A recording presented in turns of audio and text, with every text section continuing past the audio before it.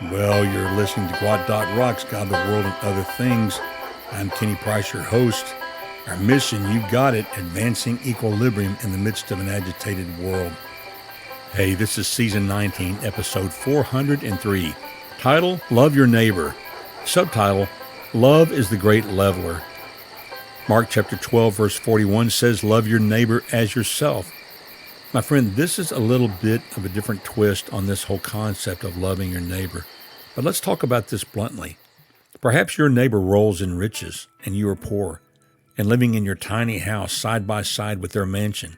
You see every day their large estate, their expensive cars, their lavish parties with valet parking. But James chapter 1 verse 17 reminds us that God has given them these gifts, whether they acknowledge it or not, because it says, every good and perfect gift is from above, coming down from the Father of lights, who does not change like shifting shadows. You shouldn't covet their wealth, and don't harbor any ill feelings toward them.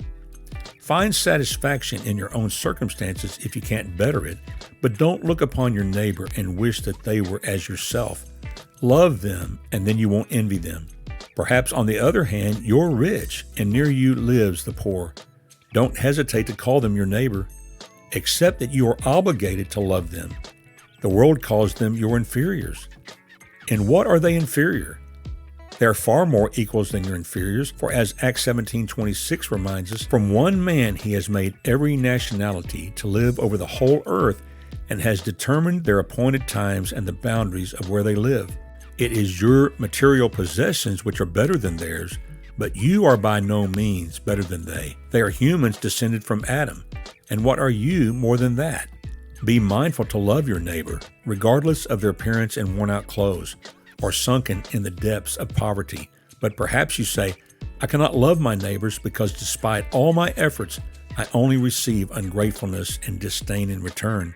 My friend, this situation provides so much the more room for the heroism of love. Do you prefer to be a comfort-seeking bystander rather than enduring the challenges of love's battles?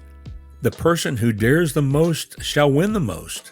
And if the path of love is rough, walk on it with confidence, still loving your neighbors through thick and thin. Kindle coals of compassion upon their heads. If they prove difficult to satisfy, don't focus on pleasing them, but on pleasing your master. And keep in mind, if they reject your love, your master has not rejected it, and your action is as pleasing to him as if it had been pleasing to them. Love your neighbor, for in doing so you are following the footsteps of Christ and will find peace and joy in the divine life of God in your soul. And with that, my friend, I bid you peace.